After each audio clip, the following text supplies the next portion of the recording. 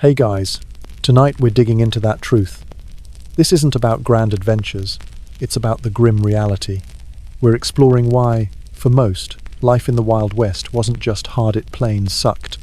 We're talking about the crushing loneliness of a winter that could freeze a man's soul, the constant threat of dying from a simple infection, the back-breaking labor for pitiful pay, and the sheer, mind-numbing boredom that filled the long hours between moments of terror. This is the story of the grit, the grime, and the misery that the legends always leave out. Forget everything you've seen in the movies. Forget the heroic cowboys, the noble gunslingers, and the promise of a golden destiny waiting just over the horizon. That's a fantasy sold to sell tickets. But the truth, for the vast majority of people who actually lived it, was a lots and lots less glamorous. We're peeling back the sun-bleached, romantic veneer to look at the grit, the grime, and the profound, soul-crushing difficulty of what it was actually like to live there. This isn't a story of heroes. It's a story of calloused hands, aching backs, and the quiet desperation of trying to survive in a place that was advertised as a paradise but often felt more like a punishment. So, before we start our journey, find a comfortable spot. If these stories help you find a moment of quiet, feel free to like and subscribe. And as always, I love knowing who's out there listening in the dark, so leave a comment with your location and time. There's a strange comfort in shared stillness. Now, let the lights fall. Let the noise of the modern world recede, and let's step into the real Wild West, a place where the promises were as vast as the sky, and the disappointments were just as deep. It all begins with a piece of paper, a poster maybe, tacked to a wall in a crowded, dirty city back east, or a pamphlet, passed from hand to hand, its pages filled with glowing descriptions and dizzying promises. Land for the taking, gold in every stream, a new start for any man with grit in his soul. The West, it isn't just a place, it's an idea, a fever, dream of freedom and fortune. So you sell what little you have. You pack your life into a single, groaning wagon. You say goodbye to everything you've ever known, the familiar streets, the faces of your family, the very air you breathe, and you turn your face toward the sunset. You are chasing a myth. The journey itself is the first sign that the pamphlets may have been exaggerating. The Oregon Trail, the Santa Fe, the California, they are not roads. They are suggestions, vague trails of ruts carved into an endless, unforgiving landscape. You walk. For months, you walk beside the plodding oxen, through ankle-deep mud, across scorching plains. Your world shrunk to the canvas flap of your wagon and the aching soles of your feet. The promise was of majestic vistas. The reality is a monotonous, featureless expanse that seems designed to break your spirit. Days are a blur of heat, dust, and boredom. The sun beats down, cracking your lips and baking the earth. The dust gets into everything, your food, your water, your lungs. At night, you huddle by a small fire, the vast, silent darkness of the prairie pressing in on all sides. The sky is filled with a terrifying number of stars, a cold, glittering reminder of your own insignificance. And the dangers are not dramatic. They are mundane and relentless. An axle breaks in the middle of nowhere, 100 miles from the nearest tree suitable for repairs. A water barrel tips over, your precious supply seeping into the thirsty ground. Or worse, the water you find is tainted with alkali, a bitter poison that leaves you with cramping guts and a desperate, unquenchable thirst. Then there is the sickness. It sweeps through a wagon train like a phantom menace. Cholera, the blue death, can kill a healthy person in a single day, leaving them a shrunken, dehydrated husk. You learn to fear a simple cough, a feverish brow. You bury your dead in shallow graves along the trail, marking them with a pile of stones, knowing you will never see that spot again. The trail is not just a path, it is a graveyard, miles long. Here's a grim fact of the journey. The most common cause of death on the overland trails wasn't Native American attacks, as the dime novels would have you believe. It wasn't gunfights or stampedes. It was disease. Simple, dirty, waterborne disease. The second most common? Accidents. People being run over by their own wagons. Accidental gunshot wounds. Drownings in river crossings. The West was already trying to kill you before you even got there.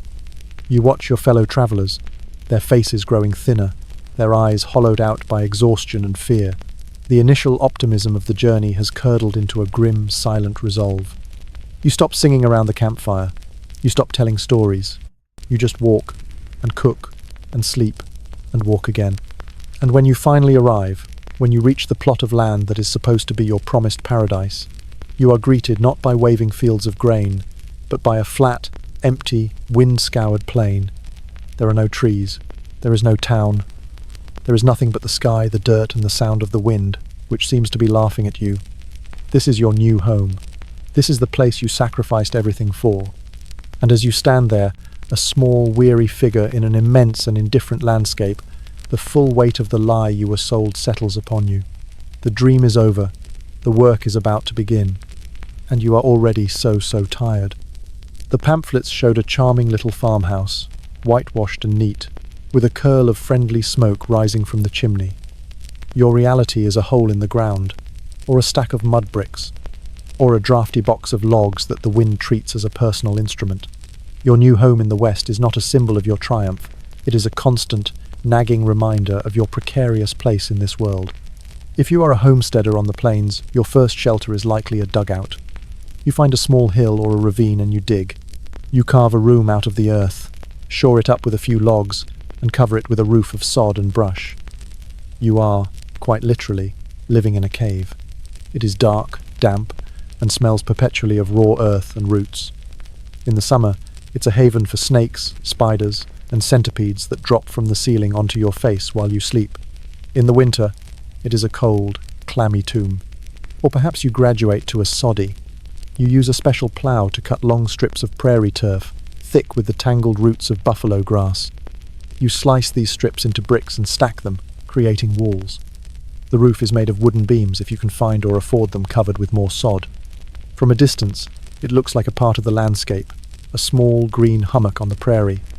Here's a peculiar detail of sod house living. It was alive. The walls and roof, made of living earth, continued to grow. You might have wildflowers sprouting from your ceiling in the spring. You also had worms, bugs, and mice as permanent, non-paying roommates. And when it rained inside. Not a leak, but a slow, steady, muddy drizzle that could last for days after the storm had passed. You learned to eat, sleep, and live with a constant drip of brown water. If you settled in a forested or mountainous region, you might have a log cabin. This sounds more romantic, but the reality is one of endless maintenance. The chinking between the logs, a mixture of mud, moss, and sometimes manure is constantly drying out, cracking and falling away. Your life is a perpetual war against drafts. You spend your days stuffing rags into holes, trying to stop the relentless wind from invading your meager space. The cabin is dark, the small windows covered with greased paper that lets in a pale, depressing light, and it is filled with the constant smell of wood smoke, a smell that clings to your clothes, your hair, and your very soul. Privacy is a concept that belongs to another, more civilized world. Your entire family, you, your spouse, your 6 children lives in a single room. You cook, eat, sleep, are born, and die within the same 4 walls. Every cough, every sigh, every argument is a public event. You learn to build mental walls, to retreat into a private space in your mind because there is nowhere else to go. The furniture is as crude as the house. A table made of rough-hewn planks, stools instead of chairs. A bed built into the corner, its mattress a sack filled with rustling straw or corn husks that are a paradise for fleas. The floor is packed earth, cold in the winter, dusty in the summer, and muddy in the spring. You sweep it daily, but it is a battle you can never win. The center of this small world is the stove, a cast-iron beast that is your source of heat, your cooking surface, and your only reliable source of light after the sun goes down. It is a demanding, temperamental god. You are constantly feeding it, cleaning it, and negotiating with it. The smoke it produces fills the small cabin, stinging your eyes and coating every surface with a fine layer of greasy soot. Doctors of the era noted the high rates of respiratory illness among pioneer women, a direct result of spending their lives breathing in the fumes of their own cooking fires. You try to make it a home. You hang a scrap of colourful calico as a curtain. You place a jar of prairie wildflowers on the table. You scrub the floor with lye soap you made yourself. These are small acts of defiance, attempts to impose a human order on a world that resists it at every turn. But at night, as you lie in the darkness, listening to the wind howl and the house groan around you, the illusion fades. This isn't a home. It's a temporary shelter, a fragile outpost in a vast and hostile wilderness. And you are a trespasser, living in a box of dirt, praying it will be strong enough to see you through to the morning. Forget the romantic image of the chuck wagon dinner, with cowboys gathered around a crackling fire, silhouetted against a crimson sunset, eating sizzling bacon and hearty beans from tin plates. Erase the picture-book vision of the homesteading family sitting down to a groaning board of roasted chicken and garden vegetables. These are comforting fictions, myths spun to soften the sharp edges of history. The culinary reality of the West, for the vast majority of settlers, prospectors, and pioneers, was a relentless, soul-crushing monotony. It was a diet designed not for pleasure, culture, or communion, but for sheer caloric survival. In this vast and unforgiving landscape, your life is governed by a grim, unholy trinity of ingredients: salt pork, cornmeal, and beans. Let's start with the meat, the centerpiece of this bleak culinary world. The staple is salt pork or bacon, and it bears little resemblance to the neatly sliced, vacuum-sealed packages you buy in a grocery store today. The process begins in the crisp, cold air of late fall, a time of grim necessity. A pig, raised through the spring and summer, is butchered. This is not a festive occasion, but a day of hard, bloody work. The carcass is broken down, and the slabs of belly and back are packed into heavy wooden barrels between thick, coarse layers of salt. This is preservation born of desperation. The salt draws the moisture from the flesh, creating an environment where bacteria cannot thrive. In doing so, it transforms the meat into a dense, incredibly salty, leathery substance that can withstand months, even years of storage without spoiling. This durability comes at a steep price. Before you can even think of eating it, the salt pork demands a tribute of time and effort. You pry a slab from the barrel, its surface slick with brine, and begin the long process of desalination. It must be soaked in water for hours, sometimes for a full day, to draw out the punishing excess of salt. You change the water repeatedly, watching it turn cloudy as the brine leaches out. Even after this lengthy baptism, the taste is overpoweringly briny, a ghost of the sea in the middle of the prairie. To cook it, you slice it thin and lay it in a heavy cast-iron skillet. The sizzle it makes is not the cheerful crackle of fresh bacon, but a harsh, spitting protest. It curls and shrinks, releasing a small amount of precious grease, sow-belly gravy, that you will save to flavour your beans or corn pone. What remains in the pan is a hard, glistening shard of protein, often cooked to the consistency of a wooden chip, to ensure any lingering pathogens are destroyed. You eat it with a grim sense of gratitude, chewing methodically. It is fuel, not food. It is the caloric energy required to swing an axe, to guide a plough, to survive another day. The pleasure is non-existent. The purpose is everything. Next, the beans. Pinto beans, navy beans. They are the foundation of your diet, the starchy bedrock upon which your survival is built. You buy them by the sack, dry, hard, and seemingly eternal. They are your constant companion. The sight of the large pot, perpetually simmering at the edge of the hearth, is a source of both comfort and despair. It means you will not starve tonight, but it also means another meal of the same bland, pasty texture. You eat them boiled into a soft submission. You eat them mashed and fried in the leftover pork grease. You eat them in a thin, watery stew, perhaps with a few precious slivers of onion if you are lucky. They are a reliable source of sustenance, filling your belly and providing essential protein. But after weeks, then months, of eating beans for at least one meal a day, the very sight and smell of them fill you with a deep, weary sadness. Your digestive system, unaccustomed to such a relentless assault of legumes, is in a constant state of low-grade rebellion. The bloating and gas are a private misery and a public unpleasantry, especially in the close confines of a one-room cabin or a crowded bunkhouse. The humble bean, a symbol of rustic wholesomeness in folklore, becomes your personal emblem of tedium. And then there is the cornmeal. Ground from dried corn, it is your flour, your cereal, your thickener, the versatile but profoundly uninspiring workhorse of your pantry. From this coarse, gritty yellow powder, you conjure a narrow range of sustenance. For bread, you make corn pone, a dense, crumbly, unleavened loaf, made from little more than cornmeal, water, salt, and perhaps a spoonful of bacon drippings. Baked in a skillet nestled in the coals, it emerges with a hard crust and a heavy, damp interior that sits in your stomach like a stone. For breakfast, you eat mush. You stir the cornmeal into boiling water until it forms a gritty, tasteless porridge, a gruel that you might try to make palatable with a drizzle of sorghum molasses. The children eat it with silent resignation. You use the same cornmeal to thicken your watery bean stews, giving them a slightly heavier body but adding nothing in the way of flavor. Sometimes, for a holiday or a rare celebration, you might have access to wheat flour. This is a precious commodity, freighted with the memories of lighter, softer bread from back east. A loaf of yeasted bread is a monumental luxury. Most of the time, if you have any flour at all, it is for hardtack. Also known as a sheet iron cracker or tooth duller, hardtack is the epitome of survival food. A simple mixture of flour, water, and salt is kneaded and baked until it is as hard and dense as a piece of lumber. Its primary virtue is its near indestructibility. It can last for years without spoiling, impervious to mold and insects. This durability makes it infamous, capable of breaking a tooth if you are not careful.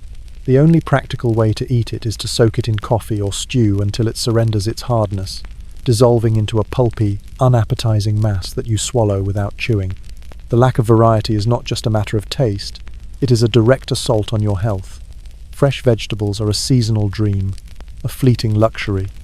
In the short growing season of summer, you might have a small, hard-won garden that yields squash, a few tough greens, potatoes and onions.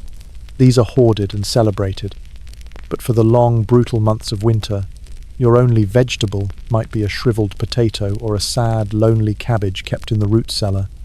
This profound lack of fresh produce leads to a host of debilitating nutritional deficiencies.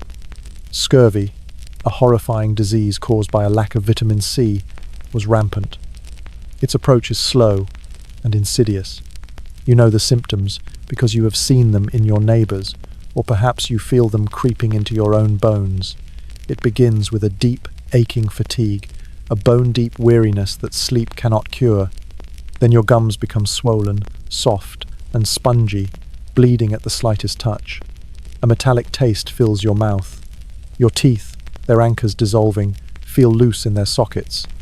Most unnervingly, old wounds, scars that have been healed for years, can mysteriously reopen as the very connective tissues of your body begin to disintegrate.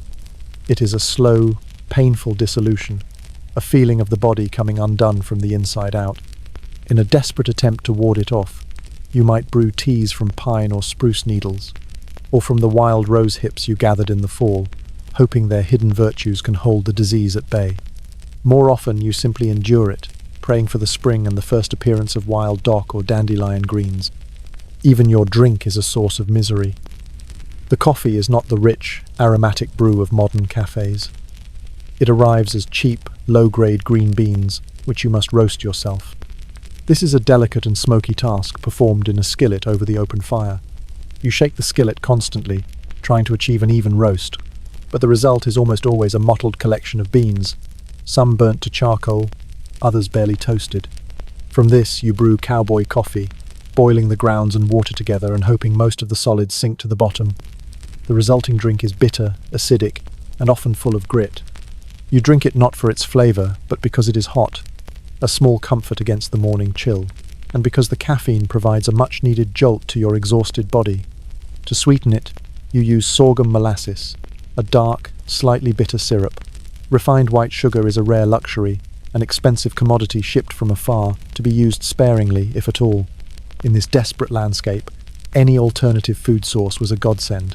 One of the most sought-after wild foods was the prairie turnip, or Sorrelia esculenta.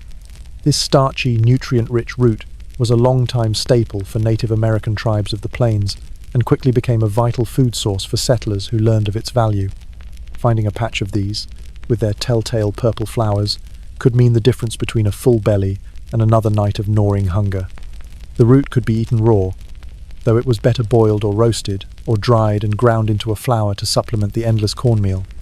The search for such wild edibles, berries in summer, nuts in the fall, a patch of wild onions became a crucial and often frantic part of your existence. Water itself, the most fundamental element of life, is a constant concern. You cannot simply turn on a tap. Your water must be hauled by hand, in heavy wooden buckets that bite into your shoulders, from a creek, a river, or a hand-dug well. You can never be sure of its purity. A heavy rain can turn your clear creek into a torrent of mud and debris. The water might be contaminated with animal waste from upstream, carrying the invisible threats of cholera or typhoid. diseases that could sweep through a settlement and wipe out a family in a week. In more arid regions, the search for water is a daily battle against the land itself. The only source might be an alkali spring, its presence marked by a telltale white residue on the surrounding ground. This water, saturated with dissolved mineral salts, is bitter to the taste and a poison to the body. Drinking it can lead to violent illness, gut-wrenching cramps, and a dehydrating diarrhea that only worsens your thirst. You learn to read the land, to look for the signs of bad water, the absence of animal tracks, the sterile-looking earth. Making a mistake is not an inconvenience. It can be fatal. In the quiet moments, lying on your straw-tick mattress at night, you dream of food. Your mind, starved of variety, conjures vivid fantasies. You can almost feel the crisp snap of a fresh apple, taste the sweet juice running down your chin. You remember the creamy tang of cheddar cheese, the soft, yielding texture of a yeasted loaf of bread, still warm from the oven, its crust crackling under your fingers. You recall the feasts of your childhood back east, with a longing that is a physical pain, an ache in the pit of your stomach that has nothing to do with hunger. Your relationship with food, one of life's fundamental pleasures, has been stripped of all joy. It is a grim, daily calculation of survival. It is no longer connected to celebration, to family, to culture, or to delight. It is a mechanical process. You eat not because you are hungry, but so that you will have the strength to work. And you work so that you will have the food to eat. It is a closed, exhausting loop, a cycle of misery and monotony, and you are trapped inside it, chewing on your shard of salt pork and staring out at the vast, indifferent horizon. In the stories they tell about the West, men die in a blaze of glory, with smoking pistols in their hands, their names etched into legend. The reality is far less dramatic, far more intimate, and infinitely more terrifying. In your world, the grand narrative of heroism is a fiction. You are far more likely to be killed by a mosquito, a dirty glass of water, a rusty nail, or a simple throbbing toothache than by a bullet from a rival. Sickness is a constant, invisible predator that stalks your family through every season. It is a silent siege against the fortress of your body, and you have almost no effective weapons to fight it. The landscape itself, for all its stark beauty, is fundamentally hostile to your health. The very water you need to survive is a gamble. The rivers and creeks that look so clear and inviting, gurgling over smooth stones, can carry microscopic agents of death. Cholera, typhoid, and dysentery are spectres that haunt every water source. An outbreak in a close-knit community or on a wagon train is nothing short of catastrophic. It begins with one person complaining of stomach cramps. Within a day, they are racked with violent vomiting and a debilitating diarrhea, so severe it is described as rice water stools. Dehydration is swift and brutal, leaving the victim with sunken eyes and bluish, papery skin. The sickness spreads with terrifying speed, passed through contaminated water or the hands of those tending the sick. There is no understanding of germ theory. The calamity is blamed on bad air, a noxious miasma rising from the damp ground, or, in the depths of despair, on divine punishment for some unknown sin. The only treatment is to try and force water into the dying, to keep them clean, and to pray. You watch helplessly as your neighbour, healthy a week ago, shrivels and dies, and you go back to your own well, wondering if the same fate lurks within its depths. In the fertile river valleys, where the soil is rich and black, another menace thrives: malaria. You know it as the ague or the shakes. It is delivered by the buzz of a mosquito in the humid twilight. It does not kill quickly, but torments you in relentless cycles. First comes the bone-shaking chill, a violent, uncontrollable shivering that rattles your teeth and makes the simple act of holding a cup impossible. You pile on every blanket you own, but the cold comes from within, deep in your marrow. Then, just as abruptly, the chill is replaced by a raging fever. Your skin burns, your head pounds, and you slip into a delirious state, muttering nonsense and seeing phantoms in the corners of your small cabin. The fever breaks in a torrent of sweat that soaks your bedding, leaving you utterly exhausted, weak, and limp. You recover for a day or two, only for the cycle to begin anew. You might treat it with quinine, a bitter powder derived from cinchona bark, if you are fortunate enough to have it and can afford its price. More often, you rely on various folk remedies and patent medicines that do little more than dull the symptoms resigning yourself to the weeks of incapacitation that leave you unable to work your fields or care for your family. And then there were the diseases of civilization, brought west in the lungs and on the skin of the settlers themselves. Measles, smallpox, diphtheria, and tuberculosis, which you call consumption, were devastating. These diseases cut a swath through Native American populations who had no generational immunity, wiping out entire villages with an efficiency that no army could match. For you and your family, they are a constant terror. A child's fever and rash could be a death sentence. Diphtheria could form a thick, grey membrane in the throat, slowly strangling a child before your eyes. Consumption is the wasting sickness, a slow, inexorable decline. A cough that lingers too long, a persistent low-grade fever, a growing weariness, these are the signs of a death sentence that will play out over months or years.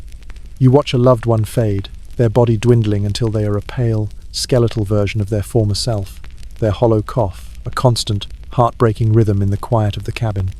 Hygiene, as we understand it, is a concept from another world.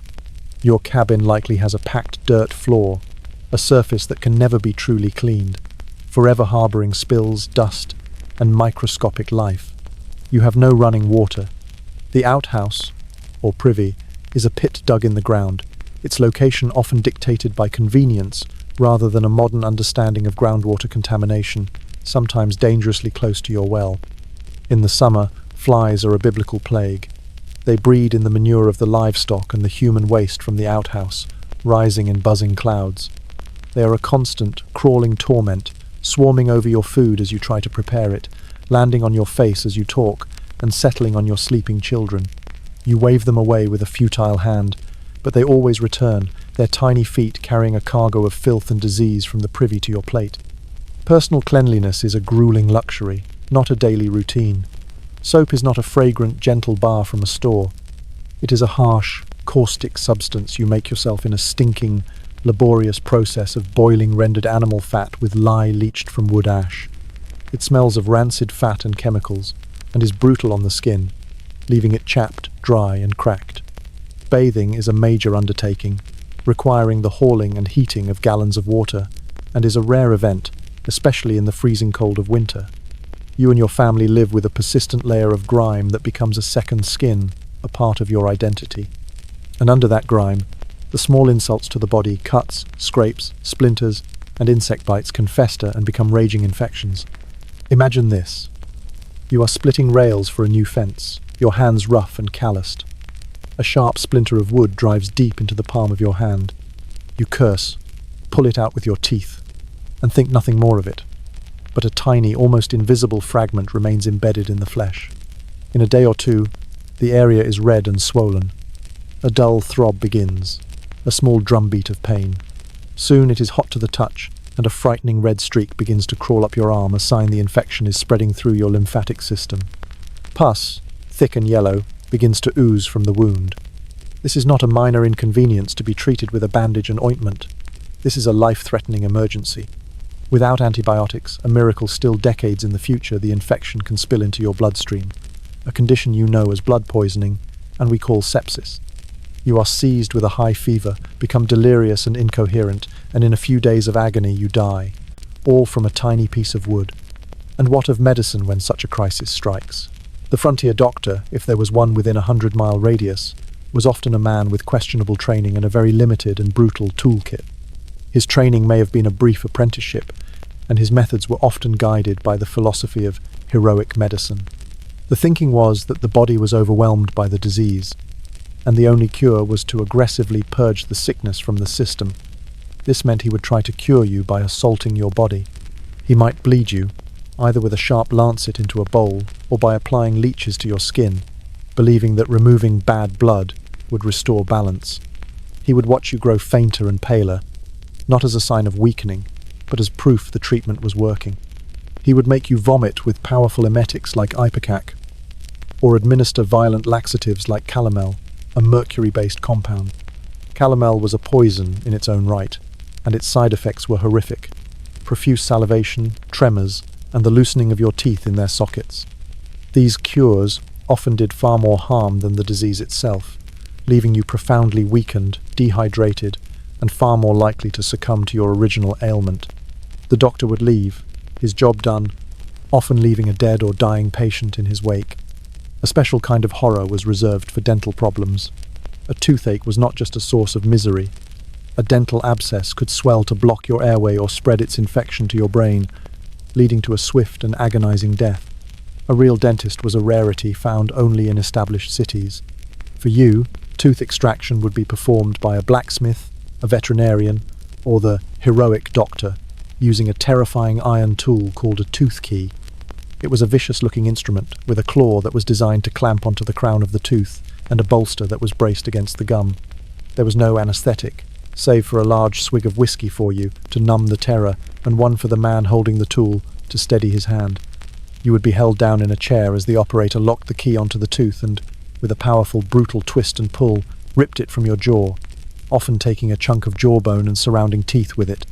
The searing pain, the sound of splintering bone, and the gush of blood were an ordeal that would haunt your nightmares. In the absence of reliable medical care, you turn to what you know, folk remedies and the promises sold in bottles. Your spouse or mother has a book of handwritten recipes for herbal teas, poultices and salves, a mix of genuine wisdom and pure superstition. You might brew willow bark tea for a headache, unknowingly using a natural form of aspirin. You might apply a poultice of chewed bread and spiderwebs to a cut. But you might also be told to wear a bag of foul-smelling garlic around your neck to ward off diphtheria, or to tie a live frog in a bag to your throat to cure a cough. The patent medicines sold through catalogues, and by travelling salesmen, were even more insidious. They came in fancy bottles with elaborate labels and compelling names. Dr. Goodfellow's miraculous elixir, Carter's little liver pills, Mrs. Winslow's soothing syrup. They promised to cure everything from nervous disorders and female weakness to the effects of youthful indiscretions. Their secret ingredients, however, were not miracles but potent narcotics and stimulants. Opium, morphine, cocaine, and vast quantities of alcohol. They did not cure your consumption or your rheumatism, but they certainly dulled the pain and made you feel better for a short while, ensuring you would become a compliant and often addicted repeat customer. For a woman, childbirth was perhaps the most dangerous time of her life.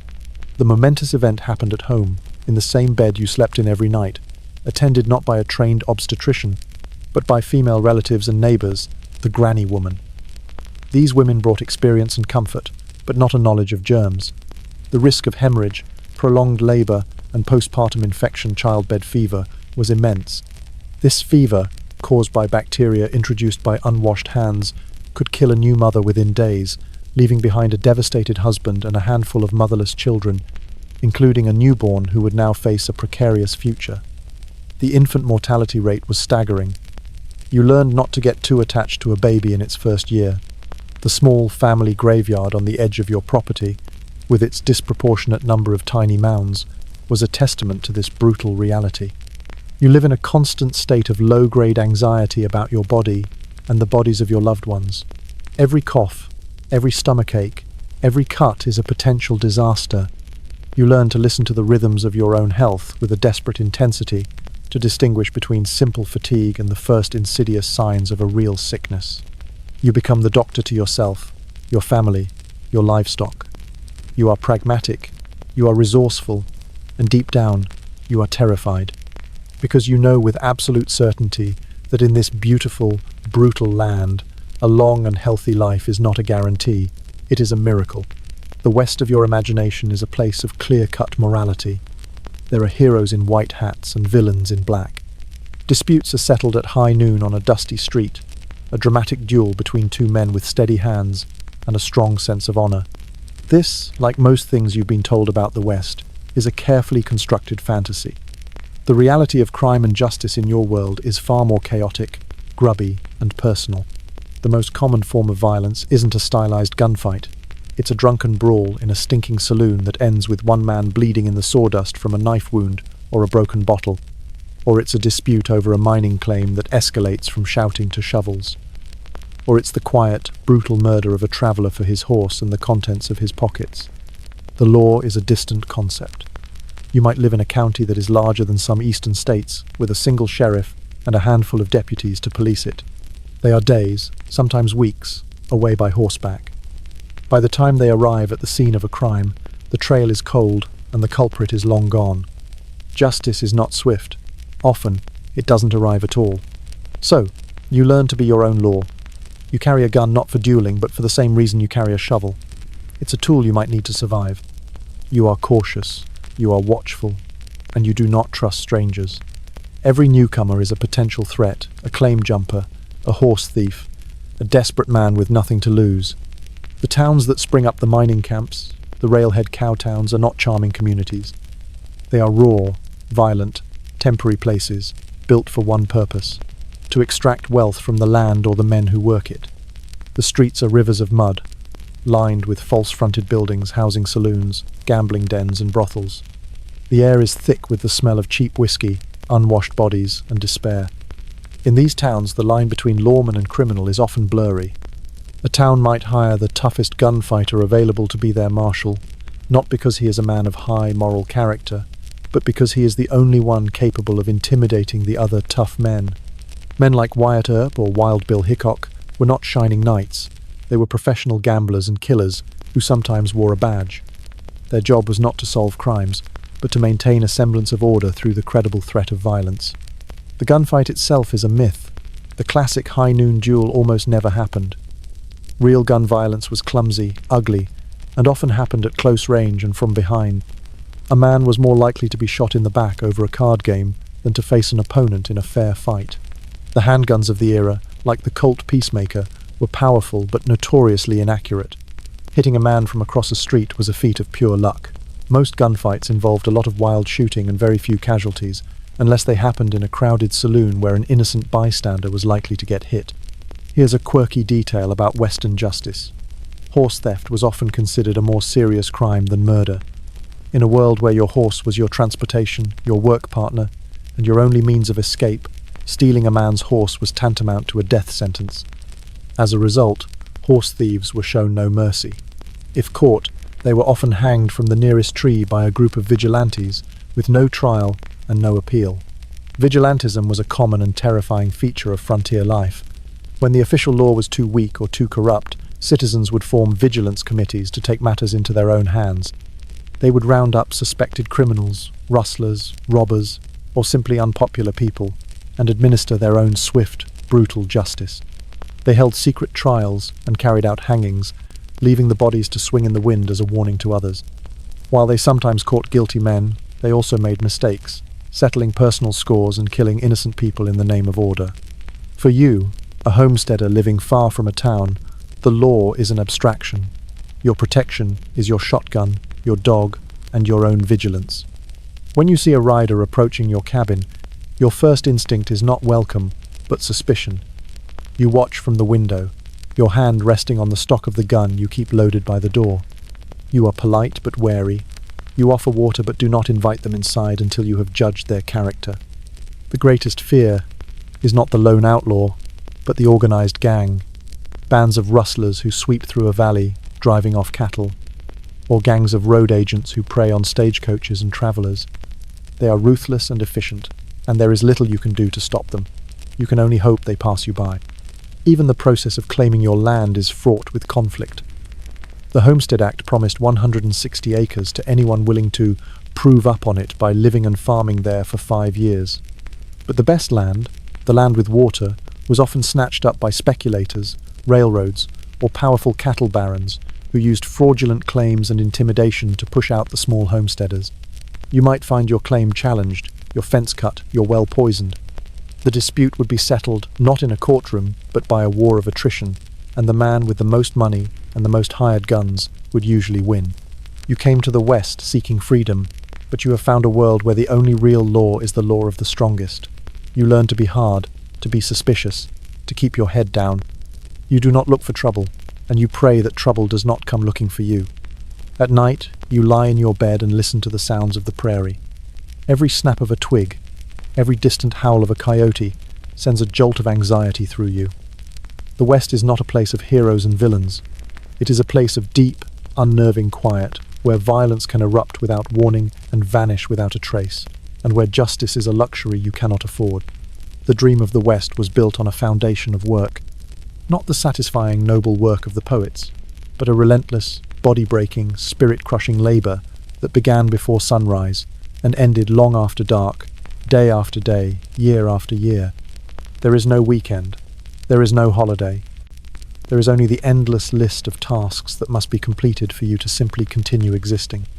If you are a homesteader, your primary antagonist is the land itself. The prairie sod is a dense, tangled mat of grass roots that has been growing undisturbed for millennia. It is as tough as a blacksmith's apron. To turn it into a field is an act of sheer, brutal force.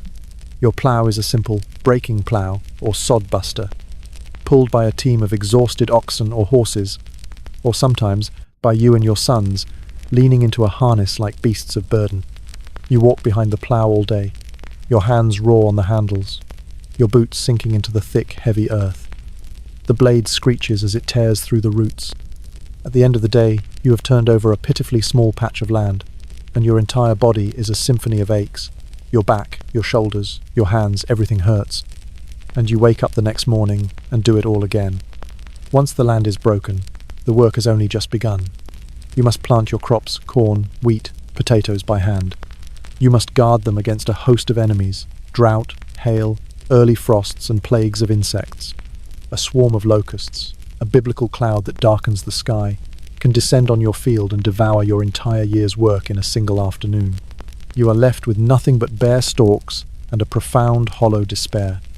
If you are a cowboy, your life is not one of romantic freedom, but of long periods of intense, monotonous labor, punctuated by moments of sheer terror. The great cattle drives were grueling, month-long journeys, pushing thousands of head of cattle from the ranges of Texas to the railheads in Kansas. You live in the saddle, your body conforming to the shape of your horse. You smell of leather, sweat, and cattle. Your day is a routine of dust and noise. You ride at the edge of the herd, keeping the cattle moving, turning back strays. At night, you take turns on watch, riding a slow circle around the sleeping herd, singing softly to keep them calm. The slightest noise, a clap of thunder, the cry of a coyote can trigger a stampede. A stampede is chaos incarnate. The earth trembles as thousands of terrified animals surge into a blind, unstoppable torrent. You ride into the heart of it, your horse as terrified as you are, trying to turn the lead animals, to force the herd to circle back on itself until it runs out of momentum. You ride through a storm of hooves and horns, where one misstep, one fall, means being trampled into the ground. Many cowboys died this way. And what is your reward for this life of aching muscles and mortal peril? The pay is low, the food is terrible, and at the end of the trail, you are often left broken, friendless in a rowdy cow town. The cowboy life was not a career. It was a young man's game, a brief, brutal chapter before you settled down, if you were lucky, to a life of equally hard work on a small ranch of your own. For women, the work was different, but no less relentless. A woman's domain was the cabin, but that was not a place of rest. She was the first to rise and the last to sleep. She cooked every meal on a wood-burning stove that had to be constantly fed and managed. She baked bread, churned butter, preserved vegetables. Here's a fact that illustrates the sheer physicality of her work: laundry. It was an all-day, back-breaking ordeal. She had to haul and heat gallons of water. She scrubbed the clothes by hand on a washboard with harsh, homemade lye soap that cracked and burned her skin. She wrung the heavy, wet clothes out and hung them to dry, a process that could take days in the damp or freezing weather. She was a chemist, a cook, a doctor, a seamstress, a teacher, a farmhand. She made everything from scratch. She rendered lard, made candles from tallow, soap from ash. She spun wool, wove cloth, and sewed every stitch of her family's clothing by hand, by the weak light of a kerosene lamp.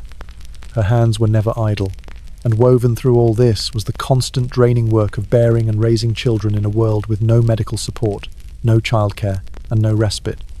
The work is written on your body. The farmer's back is permanently bent.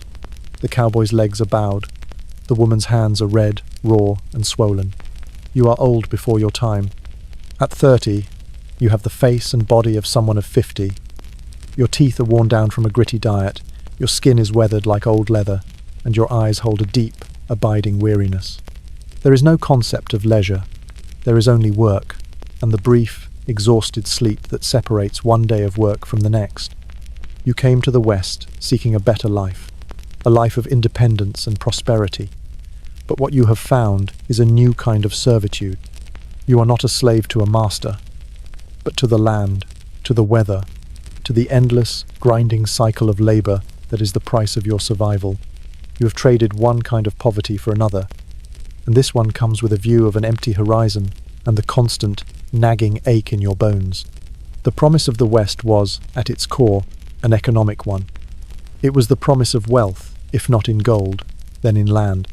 It was the promise of independence, of being your own boss, of escaping the wage slavery and crowded tenements of the industrial East. This promise was the engine that drove millions of people into the wilderness. It was also, for most, a cruel and bitter illusion. You came west under the banner of the Homestead Act of 1862, a piece of legislation that sounds like a dream. It offered 160 acres of free land to any citizen willing to live on it for 5 years and make improvements. Free land! It was a powerful, intoxicating idea, but you quickly learn that the land is not free. It comes at a cost, one that is paid not in dollars but in sweat, debt and heartbreak. First, you had to get there, a journey that could cost your family's entire life savings. Then, you had to file a claim, a process that involved navigating a confusing bureaucracy and paying fees. And then the real costs began. You needed a plough, which was expensive. You needed a team of oxen or horses to pull it, which was even more expensive. You needed seed, tools, a wagon, a stove, a well. You needed lumber for your cabin, if you were lucky enough to be near any. You, like most homesteaders, did not have this capital. So you took on debt. You borrowed from a bank, in a distant town, or from a local merchant, who was often an agent for the railroad. The interest rates were predatory. You were trapped before you even planted your first seed. Your 160 acres of free land was, in effect, mortgaged to the hilt. Then you had to contend with the railroads. The railroads were the true kings of the West. They were given vast tracts of land by the government as an incentive to build the transcontinental lines. They owned the best land, the land along the rivers, the land with easy access to transportation. The land available to you, the homesteader, was often the marginal land, far from water, far from a town. The railroads controlled your economic life. They were your only way to get your crops to market, and they charged exorbitant rates for shipping. They often owned the grain elevators where you had to store your crop, and they would cheat you on the weight and the price.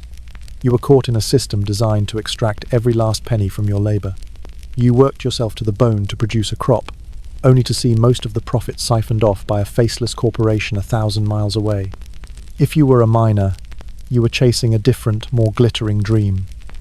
The stories of the gold rush, of men striking it rich overnight, were powerful magnets. You came to the mountains of California, or Colorado, or the Black Hills of Dakota, with a pick, a shovel, and a heart full of hope. You quickly discover that surface-level placer mining panning for gold in streams is a short-lived affair. The easy gold is found quickly. The real wealth is locked deep in the earth, in veins of quartz that require industrial machinery, explosives, and vast amounts of capital to extract. You, the individual prospector, cannot compete. So you go to work for the mining companies. You become a wage laborer, working 10-hour shifts deep underground, in dark, dangerous tunnels. You breathe in rock dust that will slowly destroy your lungs, miner's consumption. You risk your life with unstable dynamite and collapsing shafts. And for this, you are paid a few dollars a day, most of which you spend at the company-owned store, which charges inflated prices for basic goods. You are trapped in a new kind of mine, the mine of debt. The boom towns that spring up around the mines are cauldrons of vice and exploitation.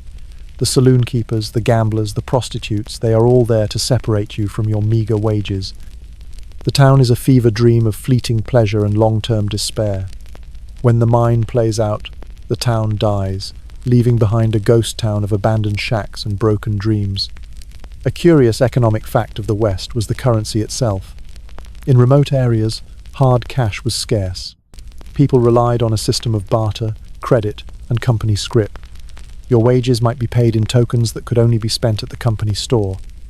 Your credit at the local merchant was your lifeline, but it also tied you to him, making you unable to seek better prices elsewhere. Even the iconic cowboy, the symbol of freedom and independence, was at the bottom of the economic ladder. He was a seasonal migratory worker. His job on the cattle drive lasted a few months. His pay was low, around $30 a month.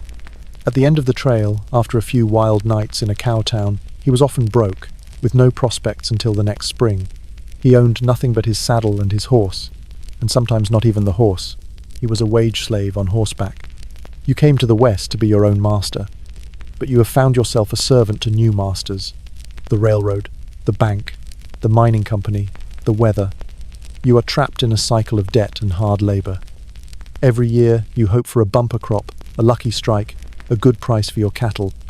And every year something seems to go wrong: a drought, a hailstorm, a dip in the market, a new, higher shipping rate from the railroad. You sit at your rough-hewn table at night, going over your accounts by the light of a kerosene lamp. The numbers never add up. The dream of prosperity feels further away than ever. You have poured your life, your youth, your health into this patch of dirt, and it has given you nothing but calluses and debt. The West was not the land of opportunity. It was a rigged game. And you, and thousands like you, were the ones destined to lose. You came to believe that winter was the ultimate enemy, the great white beast that you had to fight every year. But as you live in the West, you learn that nature's arsenal is vast and varied. Winter may be the long siege, but summer brings its own swift, spectacular forms of destruction. The land that you are trying to tame is not a passive thing. It is a wild, unpredictable power that can erase you in an afternoon. One of the most terrifying forces is fire. In the late summer, after months of hot, dry weather, the prairie is a tinderbox. The tall grasses are cured to a brittle golden brown. All it takes is a spark, a lightning strike, an untended campfire, a hot ash from a passing locomotive to unleash a prairie fire. You see it first as a dark plume of smoke on the distant horizon. Then you smell it, a sharp, acrid scent on the wind. Then you hear it, a low, deep roar like a freight train. A prairie fire does not creep. It gallops. It moves faster than a man can run, a solid wall of flame, sometimes 50 feet high, devouring everything in its path. There is nowhere to hide. You have no forests to retreat to, no rivers to block its path. Your only defense is to create a fire break. You and your family work in a desperate frenzy, ploughing a wide strip of land around your cabin, hoping to create a barrier of bare earth that the fire cannot cross. You start a backfire, a smaller, controlled burn that moves toward the main fire, consuming the fuel in its path. It is a dangerous, terrifying gamble. You are fighting fire with fire, and one shift in the wind can mean your own fire turns against you. You huddle in your cabin or dugout, the air thick with smoke, your eyes streaming. You listen to the roar of the fire as it approaches, a sound that seems to shake the very ground. You pray that your firebreak holds. Sometimes it does, sometimes it doesn't. You've heard stories of entire families found huddled in their root cellars, suffocated by the smoke, their small world above turned to black ash. If fire is the swift predator, drought is the slow, patient assassin. There are years when the rain simply stops. The sky turns a pale, hazy, unforgiving blue. The sun beats down with a relentless, brassy heat. The creeks dry up, the wells go low. The earth of your fields, once dark and rich, turns to a fine grey dust that blows away in the hot wind. Your crops wither on the stalk. The corn turns brown and brittle. The leaves of your potatoes curl and die. The small garden that was your only source of fresh vegetables becomes a patch of baked, cracked earth. The prairie grasses turn from gold to a lifeless grey.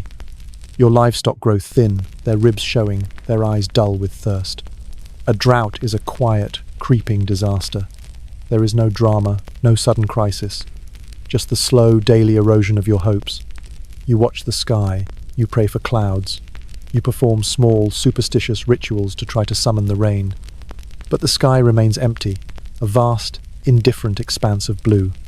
The Dust Bowl of the 1930s was the most famous of these droughts, but it was just one in a long, cyclical history of them.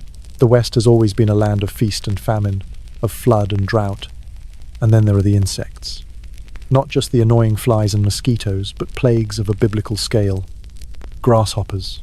You call them locusts. They can arrive overnight, a buzzing, clicking cloud that descends on your fields. They are a living, eating machine. They devour everything: the leaves, the stalks, the roots. They chew through the fabric of your clothes hanging on the line. They get into your cabin, into your food, into your hair.